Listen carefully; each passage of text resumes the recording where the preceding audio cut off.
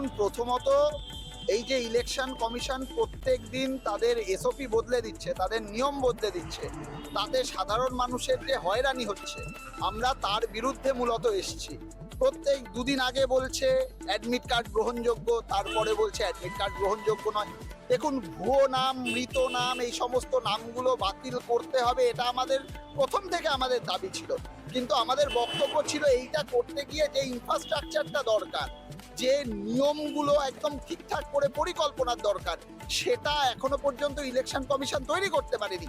আমরা বলেছিলাম যে এইটা ইনফ্রাস্ট্রাকচারটা তৈরি করুন, আপনারা ঠিকঠাক নিয়মগুলো তৈরি করুন, তারপর সেই নিয়ম অনুযায়ী যা যা হওয়ার হবে।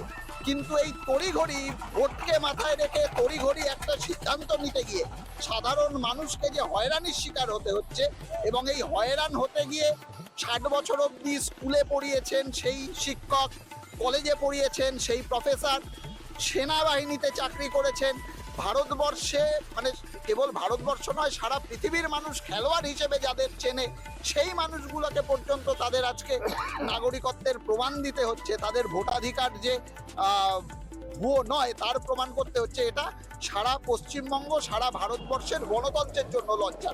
আমরা মূলত তার বিরুদ্ধে আজকে এখানে বিষয়ে বলা বলি,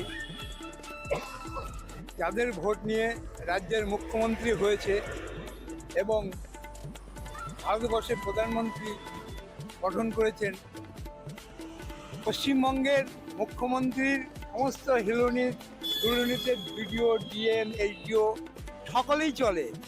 তো মুখ্যমন্ত্রী আজকে এই পশ্চিমবঙ্গের মানুষের ভোট নিয়ে যখন মুখ্যমন্ত্রী হয়েছেন, তিনি কিন্তু সরকারি কর্মচারীদের বলতেই পারে সাধারণ মানুষকে এত হয়রানির মধ্যে ফেলা যাবে না। এই অর্ডারটা যদি মুখ্যমন্ত্রী দেয় তাহলে মনে হয় সাধারণ মানুষের আজকে ভোটার লিস্টের এসআইআর সম্পর্কে এত হয়রানি হতে হয় না।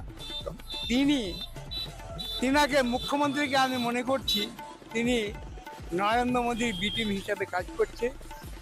রাজ্যে থেকে যে বার্তা রাজ্যের মধ্যে পাঠিয়ে দিচ্ছে নরেন্দ্র মোদী, সেই মমতা ব্যানার্জি সেই অর্ডারটাকে কার্যকারী কিভাবে করব চিন্তা ভাবনা করে বিচারিত্রার মধ্যে মানুষকে মুখে এক কথা বলছেন এবং তিনার অন্তরে এক কথা, এইভাবে মানুষকে বিভ্রান্ত করছে। তাই আমরা আজকে ভারতীয় জাতীয় কংগ্রেসের পক্ষ থেকে সারা পশ্চিমবঙ্গ তথা সারা ভারতবর্ষের মানুষের কাছে বার্তা পৌঁছে দিতে চাই যে আপনারা বিভ্রান্ত হবেন না।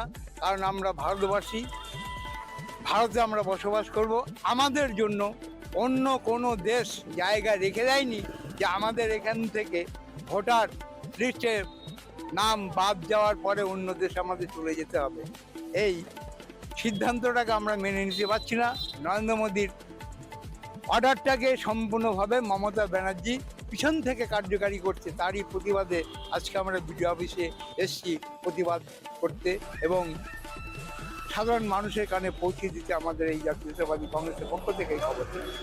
আমার নাম আলম মণ্ডল। অরিন্দম গোস্বামী।